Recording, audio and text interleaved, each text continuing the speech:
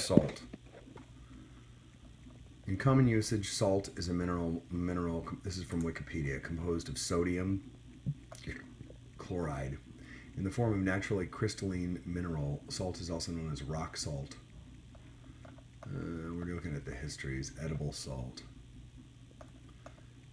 Salt in food is salt is in most foods, but naturally occurring foodstuffs such as meats, vegetables, it's present in very small quantities.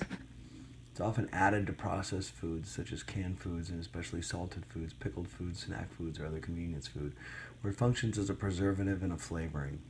Dairy salt is used in the preparation of butter and cheese products. As flavoring, it enhances the taste of other foods by suppressing the bitterness and making them more palatable and relatively sweeter. Before the advent of the electric-powered refrigeration, salting was one of the main methods of food preservation. Herring, there was lots of pork, bacon, potatoes.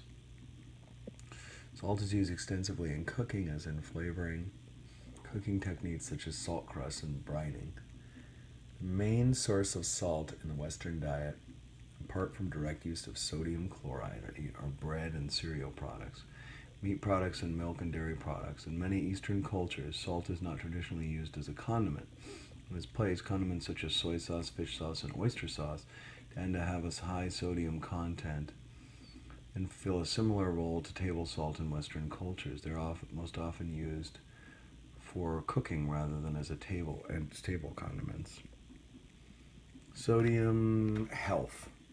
Table salt is 40% sodium by weight. Sodium serves a vital purpose in the human body. One factor.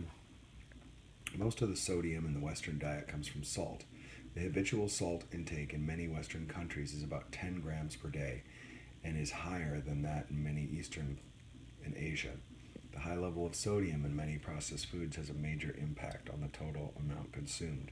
In the United States, 75% of the sodium eaten comes from the processed and restaurant foods, 11% from cooking and table use, and the rest from what is found in naturally in foodstuffs. Because consuming too much sodium increases the risk of cardiovascular diseases, health organizations generally recommend that people reduce their reduction in sodium intake by 1,000 milligrams per day. May reduce cardiovascular disease by about 30%. In adults and children with no acute illness, a decrease in the sodium intake from the typical high levels reduces blood pressure.